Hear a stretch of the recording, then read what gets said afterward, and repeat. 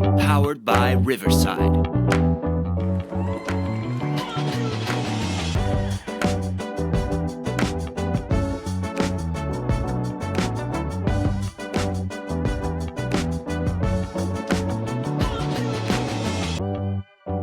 Hey, welcome to BJB Today. It's the day before the U.S. Open, and it has a tradition when we have a majors, a tradition that's been going on for, 2 months. Yeah. Big time tradition. Mike and I get together and give you a breakdown of the next major, which, of course, is the U.S. Open played at historic Shinnecock.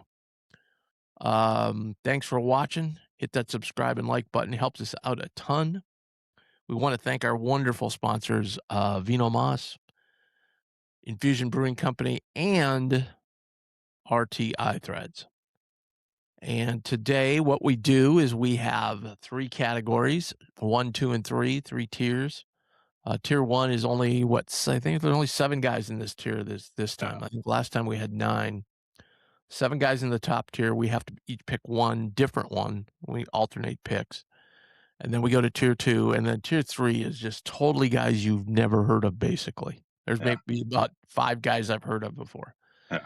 And then we get points. So the upper tier, the points go if you win the tournament or get top 10. And second tier, same thing, except we add top 25. Third tier, we add win, top 5, top 10, top 25, and if they make the cut.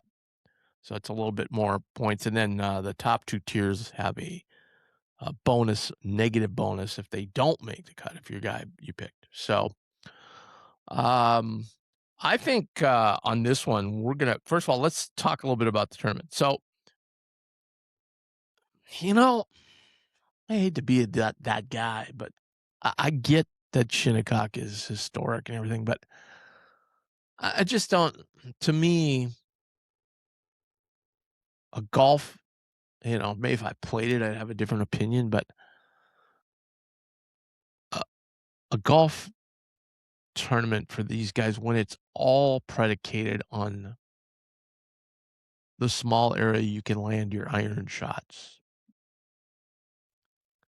just seems, now you could make the argument Augusta's that way too, a little bit. Right. Yeah.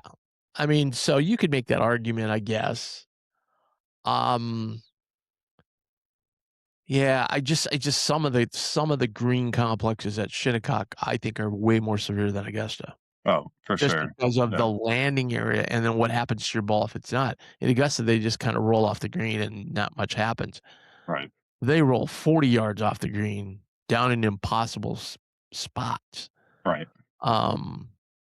So I guess when you start thinking about it that way, it is very similar to Augusta. And frankly, a lot of the architecture guys from this far back, that's kind of how they built their courses. I do think it's, the big thing, the big talking point, of course, was the last time we were here, they lost the golf course. So they're going to water. Their plan is to water in between rotations on Thursday and Friday. Yeah. Because if you don't know, they have guys go off the front and back, and then when that rotation's done, then the next wave goes and does the same thing. So, but that's not unusual if you don't know the history here, because they typically water at about 1, 2 o'clock every day. They go out and hand water the greens, and because of the type of grass they have and the soil, the grass doesn't have roots that go down very far. All because of the landscape that they're at. So they have to. And it's also the climate, because it's so windy. It dries out so fast. It's so exposed. There's no trees, man. It's just exposed. So what are your thoughts on Shinnecock? Yeah. I mean, kind of what you talked about. I like link style courses. I think it's different. So that's a unique part of this, because you're not, the U.S. Open isn't always, I wouldn't say there's a majority of them that are even close to a link style course. And, this one is. I do kind of agree a little bit with you on the, I know these guys are professionals and they get to practice, every day and do all these things, but it's tough when you aren't rewarded for hitting like good shots. Like I've never been a fan of that. Because I think that's a little bit here at Shinnecock. It's a little bit different. Like at Augusta, there's very few times that you hit a good shot and you're not rewarded. At Shinnecock, Yeah. you can hit a good shot and you can by the time you get up there, it can be like you said, 40 yards off the green. If it catches a gust of wind, when it's sitting on the green, we've seen the balls move and things like that. So like that's kind of where I'm at with Shinnecock, and like you said, the last time they played it, the greens got lost, and it was really bad. So, Yeah. um, it's going to be interesting. It's going to, but it's also one of those things, and I do like to see these professionals struggle a little bit. So, so I won't mind that either. But again, if you're hitting good quality iron shots and you're not getting rewarded for it, that's kind of that's tough. Yeah, and I think Augusta, like the one shots on 16 when they put the pin right up Yeah, next to that bunker on that tier. If you don't hit that tier, the ball hits the bank and rolls all the way down, and you got a 50 right, footer. Okay, right, you still have a 50 footer right, at Shinnecock. On some holes, you miss it, and it's rolling off the green and down, and who knows where it's going to go. exactly. Yep. Um, that's kind of the difference, I guess. Um, Interesting though, like Shinnecock, you don't think about like they probably have two of the toughest par threes Oh in yeah. championship golf, 7 and 11. 7 is Yep. the famous Rodan hole where the green sits up and it slopes away, down and Right. away from everyone. And 11 sits up as well. It's only 150 yards, but it sits up. But they showed last night like almost half the green is unusable. Like Yep. you can't land the ball there. Right. And Brooks Koepka, when he won last time, famously hit it over the green, which is easy to do. He had a long chip, and he intentionally hit it hard. Yep. And he said, if it stops, great. If not, it's going to roll into the front bunker. Now I've got an easier bunker shot up, and I got a chance. And that's what he did, and he got bogey. Yep. The 11th, by the way, if you haven't heard, I think it was Lee Trevino that coined it, the world's shortest par 5. That's what he called the 11th.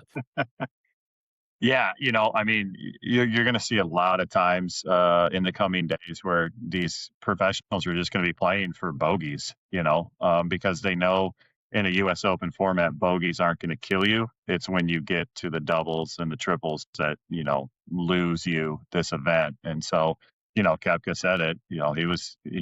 He knew where he was at. He was basically playing for bogey unless he got super lucky and that ball stopped, and it didn't. And he got away with a bogey and ended up winning the tournament. So Yeah. The other thing too, if you ever, like the fairways are enormously wide. they're They huge. average, I think, 43 yards Yeah. wide. So, Yep. but they have to, and I think most of the pros have hit it on the nail. I think Thursday is supposed to be pretty windy, and if you go out, if you want to get like a taste of like what it is, and I grant these aren't PGA professionals, but they're really damn good golfers, is to either go on to Grant Horvath's channel or the Bryant Brothers channel. They played it, I think, back. They always play the major site before. They don't do the ones over for the Open in across the sea, but they do the ones in the United States. And they go early, so I think they were there like because it was pretty cold when they were playing. I think it was sometime early May or whatever. They always play 2 rounds there, and they try and make the cut from the previous time the Open or whatever tournament was there. Yeah. And, Wes Bryant won on the PGA Tour, so he's not like he's a bad golfer. Right. These guys Right. can play. And go watch these guys. I mean, and you'll get a taste for what it's gonna be like. It's like it's really hard. Yeah. It's really Right. hard. Yep. But, you can hit wayward shots with the wind, and you'll see a bunch of those. However, I didn't think, and maybe the rough is up somewhat now. That was, like I said, 6 weeks ago, so it's probably up some.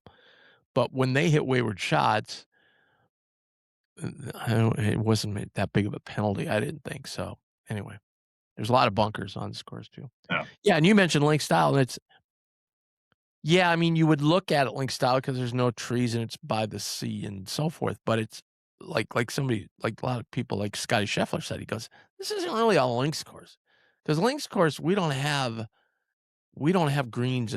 You're able to run the Right. ball up. True. Where here you're not really able to run it up, No. and a lot of the greens sit up too. So he's like, Yep. it's not really, And I think of the old course, having played it a couple times. You can run the ball up in most holes. The only one that I think right off the tip top of my head was number 5, the par 5 in the front. That green sits up, but there's a real dip in front of it, so you technically could run it up. Plus, Right. the green's 150 yards wide and Right. long, so it's Right. like, Right. but so yeah, so it's a little bit different. Yeah. And Rory had a good. So we mentioned about the weather problems. So Rory mentioned last night that they're putting like a little more water on them. And Rory said that actually, people think, oh, well, you'll be able to throw darts in there. And Rory goes, it's actually way more difficult because on the chip shots, as you know, my course, we have some holes like this where you want to land it in front. And we know when it's rained, that ball doesn't Right. release, and now Yep. you're just screwed. And Yep. that's what Rory was saying. That ball, when you're trying to run it into the bank, hit it in the bank, when it's firm, it'll bounce up, and you know what it's going to do. Now it hits, and it just kind of stops, and you don't make it, and it rolls back down to your feet. Right. Because it's actually more difficult. All right. Well, I'm going to let you go first. We're going to start the bottom and work our way up, so you'll get the first pick on the top guys. Okay. So, we have a chart. Oh, we're not even going to post it because there's so many guys on here. But all right, so you start out on the tier 3. These are absolute crapshoots here. I'll take Padraig Harrington. I knew you were going to do that. He is the defending senior U.S. Open champion. Yeah. Yeah. Okay. I don't. Yeah, I mean, he's got experience playing courses similar to this. Got experience playing I here. don't know. He was the one name I knew.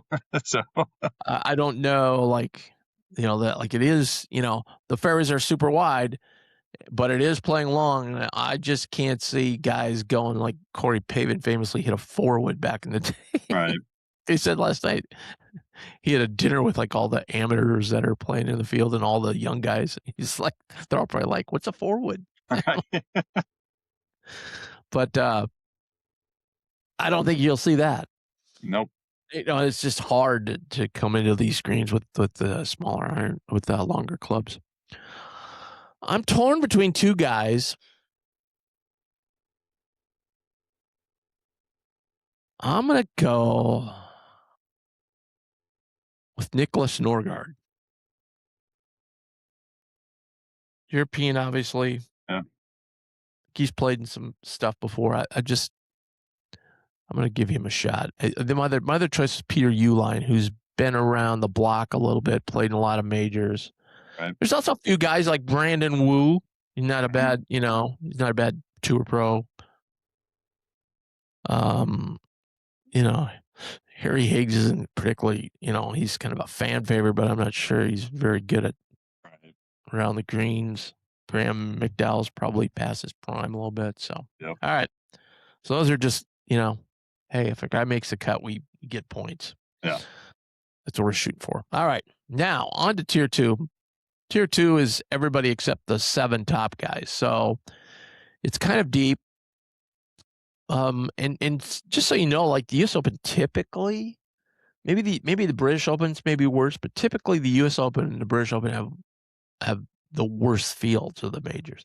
Right. Augusta, there's so few guys that the field's pretty deep. PGA is professionals. They do add 25 club pros in there, so that weakens it a little bit. But I mean, these guys qualify, and it's just wide open. Yep. There's a lot of qualifications. So, let's see. I've got. Well, I heard a name last night that I'm not First of all, I just hate taking the guy. But I heard a name last night, and that's Patrick Reed. But I'm not going to take him. But I'm just saying I've heard the name last night was like interesting because he does tend to play pretty well on majors. Yep.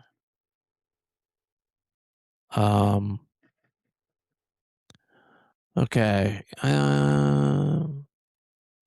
Hold on 1 second here. I got to get back to him. Okay. Thought about DeChambeau. I just don't think he's good enough around the greens. I Now, think, yeah, I agree. he can, because these fairways are so wide, he's going to be bombing it down there. Yep.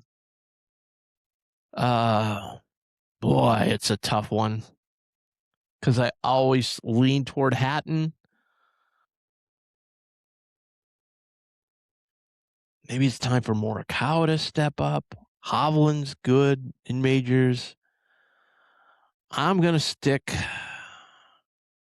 I'd love to take Brooks, but I just don't know. He injured last week. Right. I'm going to go Sam Burns. I think he's in decent form. He usually plays pretty well in the majors. Obviously had a great run in last year's U.S. Open. A little redemption. Yeah. Last year, yeah. There's a lot of guys in there that in this tier of, and they're mostly at the top. There's some great prices here.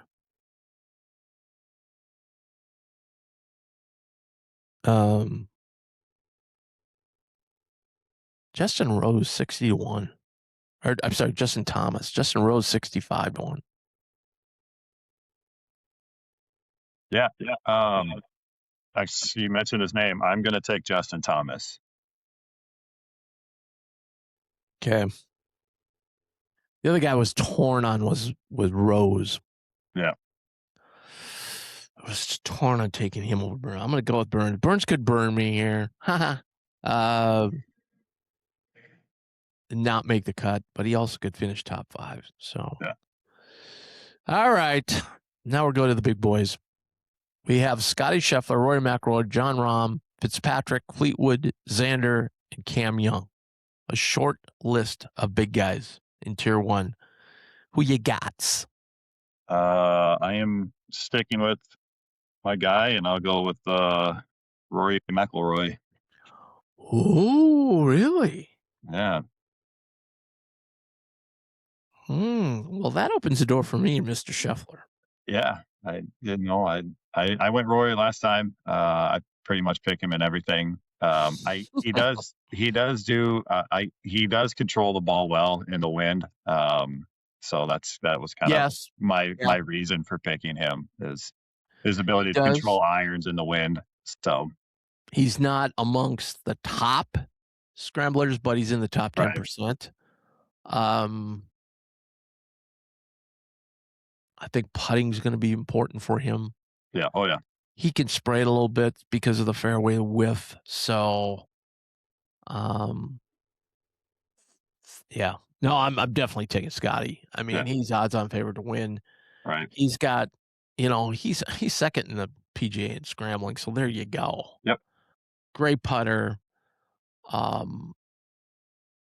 Usually you think if Scotty gets off the fairway, there's a little bit of an issue, but he's going to be in the fairway all day long here.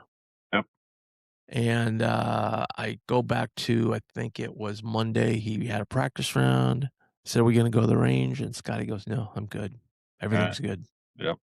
That kind of tells you something right there. Right. And we all know from our own pitiful games that, we're like, it was pretty good with everything today. Just didn't make putts or whatever, Right. If a pro does that, pro doesn't go to the range after they practice. It's pretty unusual. So, right. All right. So to recap, he's got Rory, Mike's got Rory, JT, and Podrick. I got Scotty, Burns, and Nicholas Norgard.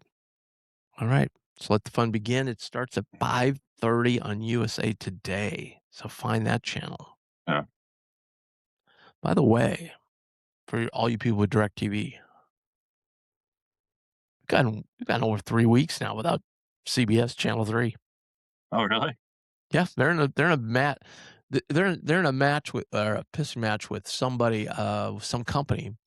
This company mostly owns ABC stations. So I can't imagine these people somewhere that couldn't see the NBA or the, you know, well, Yeah. NBA was on NBC, right?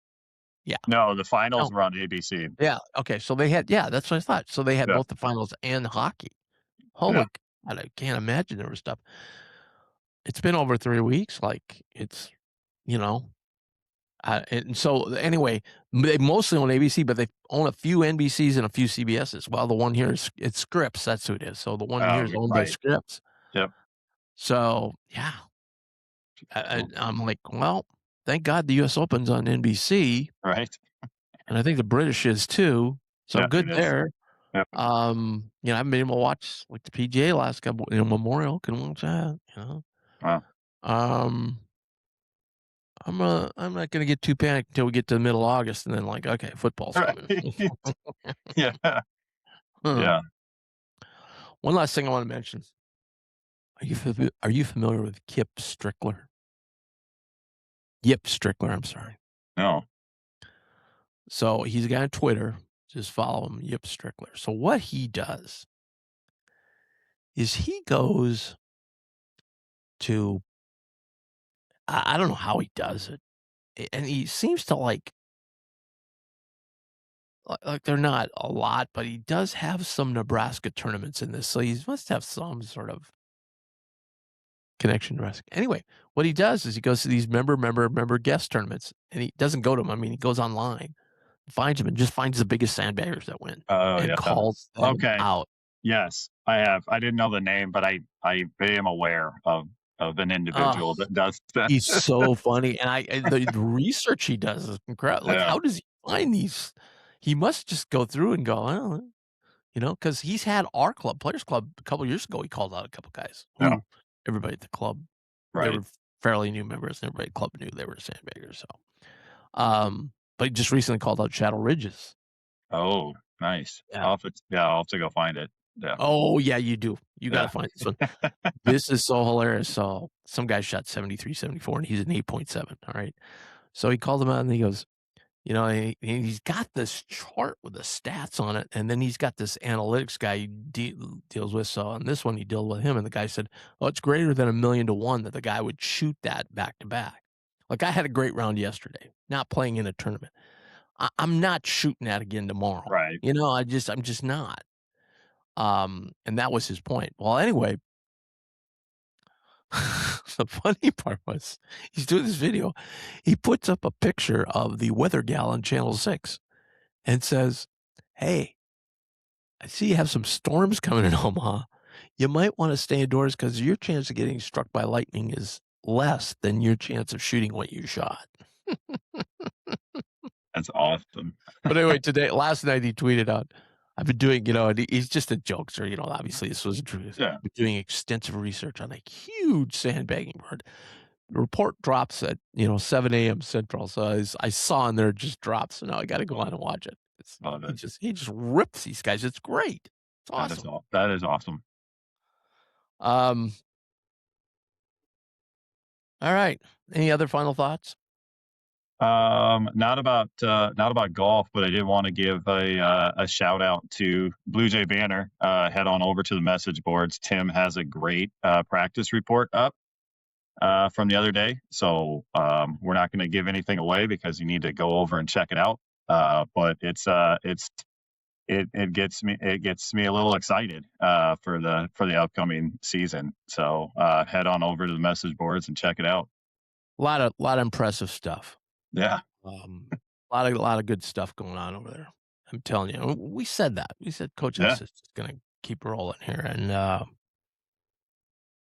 just really, really impressed with the character of the players too. And Yep. I'll just say one thing. When you walked into the McDermott Center last year, and then you walked in this year, the first thing that jumps out at you, and this is somebody ran into Kenny Lawson about a week or two ago, and Kenny said the same thing. They're so much bigger. Yeah. That's awesome. I'm telling you what, this Rosa, It's the biggest dude I've ever seen. Like, Yeah. this guy is huge. Yeah. So, a lot of cool stuff. Yeah. So, but it's very early, obviously. They're Right. just like other teams going through drills but we'll have reports every once in a while. All right. Thank you. Enjoy the US Open. Enjoy Father's Day. Oh, We will happy Father's Day to everybody out there. absolutely. We'll be back on Friday. Let's do Friday. Can you do Friday? Yes. Yeah. All right. Let's do some stuff Friday.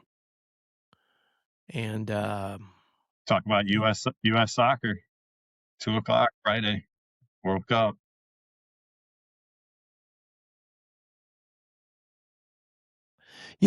I would not watch it if it was in my backyard. Oh, really? Yeah. I've watched a lot. Just not. And my wife and I were talking about last night. She goes, I don't think US. And I go, oh, you'd be shocked how many people are soccer fans. Yeah. I mean, how big it's grown in the last 15 years. It's crazy. But I talked to somebody yesterday over at Creighton, and they were talking about they had tickets or were going to get tickets for Kansas City and then maybe like resell them or whatever. I was like, no, I wouldn't watch. She goes, I wouldn't either, but I want to Right. resell my tickets. Right. Yeah. Yeah. Um, no, it's a huge event. I mean, you can't deny that. I mean, obviously worldwide too. Gets a lot of run national news type stuff too, For and sure. so Yeah. it's a huge deal. It's a huge deal. And to have it in Kansas City is pretty cool. That is very cool. I have a hard time. I don't know where these games are all like they don't really advertise like the game is here. Right. I will say that I've had to go and Like I to go, I look wonder at where where the this game yeah. today is being played. As I Yep. seen the roster, and then they're like, I don't know, and I go to like the preview, and they don't even list it. Yeah. I think because obviously they can't have it. I didn't understand. It's like MetLife Stadium. They can't have MetLife. They can't say anything about it. It's New York, New Jersey, which is Gotcha. crazy. Yeah. They can't have any kind of like advertising of the name of the stadium. Right. Right. Yeah. Most of them are covered up. So Yeah. Yeah. Very similar to the NCAA basketball tournament. When we have the regionals here, all the signage is covered up, and yeah. it's crazy. All right. Yeah. Obviously, big World Cup. We got Father's Day. We got baseball, Yeah. College World Series, by the way. So who Oh, you yeah. who you like going in here? We got the Final Four now.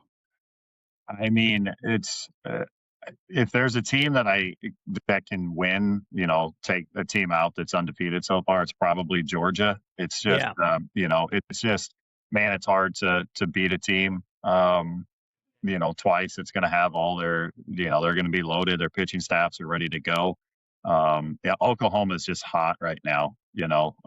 They're playing really good baseball. In the regional, super regionals, they were, Kansas was one of the hotter teams coming in, and Oklahoma just blew the doors off of them. So, um, but I think North Carolina is a team to beat. I think top to bottom, they're probably the best team left, or the best of the Final Four. But you never know. Today could be interesting. Wind blowing out. Could be a lot of fun down Yeah. there. I think North Carolina's gonna roll. I don't think Yeah. they'll be playing tomorrow. I do kind of think Georgia will be playing. Georgia and Oklahoma. If Georgia can win tonight, then I think they can win Yeah. the last game, because then now you're kind of on equal footing with the pitching. Exactly. Yep. Um, yeah, and I would actually like to see Georgia and North Carolina. I think those are the two best teams coming in on the sides of the bracket. For sure. You had Troy made a nice little run there. That was good. Yeah. Probably the shocker was Ole Miss going out in 2. Right. But yeah. So, Yeah. yeah, It's been Texas, I mean, Texas yeah. is still there. How great would be Texas, Oklahoma? Yeah. But boy, it's been great weather. It has. It's been outstanding. It's usually so blasted hot, man. I know. Yeah, it's been awesome. So, Yep. all right, that's it. Thanks so much for joining us. Hit that subscribe and like button. It helps us out a ton, and we'll see you on Friday. Go Jays.